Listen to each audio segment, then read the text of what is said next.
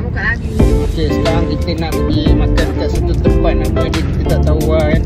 Tapi yang saya dapat tahu dalam carian adalah restoran pokok belacan. Jadi kita pergi sana, kita buka sana dulu dan kita tengok apa yang ada di sana. Okey, salah. Setengah ni. Apa yang ada kat sini? Jom kita tengok. Nasi ayam, rojak, segala-galanya ada di sini. Memang sedap, padu gila. Aku bawa bini aku makan daripada ada terus tak ada. Tu, habis. Sudah kita makan. Lain tempat yang kita nak pergi, lain yang kita dapat. Sebab apa? Lapar. Okey, jom kita jalan.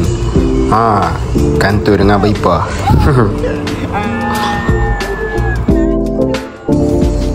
Kemudian kita orang jalan. Kita orang lalu lah apa yang ada di depan mata kita orang, kita orang nampak. Jadi kita orang rekod. Jadi korang saksikanlah perjalanan kami. Akhirnya kita orang sampai juga dekat Golden Screen Cinema. Memang tak ada orang. Memang best gila. Memang tak ramai orang pun kat dalam ni. Jadi kita buka pintu, kita tengok, saksikan mana ada orang. Adalah setakat 6-7 orang macam tu, 8 orang. Tak ramai pun. So kita orang just tengok, saksikan lah.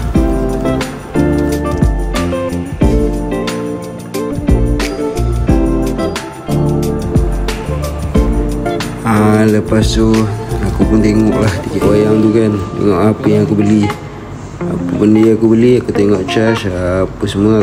Macam tu lah harga dia zaman sekarang kan. Jadi apa yang kita dapat, ini yang kita dapat. Kita orang tengah tunggu keropok lekor. Jadi kita orang jalan nak masuk. Dah lama tak masuk, jarang masuk. Adalah setahun sekali je lah tengok wayang ni. Setahun sekali. Paling banyak pun setahun 2 kali macam tu lah cerita dia. Jadi jalan menuju ke pintu wayang. Tapi kat dalam tu kita orang tak boleh rekod lah. So tengok je lah kan. Habis dah tengok wayang 7/10 cerita manual. Jadi korang kena saksikan lah. Memang best. 7/10. So sebab aku dah cakap best, aku tambah lagi 2. 8/10. 9/10 lah. Kan. Jadi best. Saja je bagi korang terkejut kenapa 7 kan.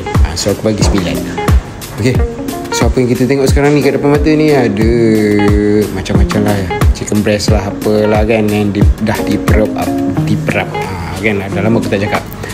So nampak tak daging tu, ikan tuna, macam-macam lagi guys. So apa yang aku nak beli ni sampai harga beratus-ratus ni. Kalau nak cuba beli lah. Kalau tak nak cuba tak apalah, next time lah. Tapi daging ni memang lembut gila lah kan. Lembut. Lepas tu rasa juicy dia. Apa yang aku beli? Aku menentang ni. Inilah cookies paling rare. So aku rasa dalam kereta. So jom buka. Let's try. Okay, jom kita rasa dulu. Bismillahirrahmanirrahim. Habis kepala dia.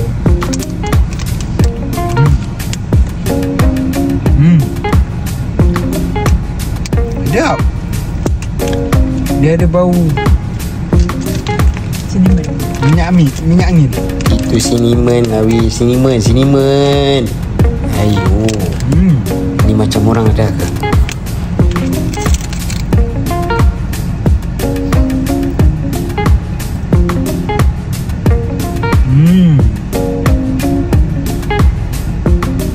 Sedap.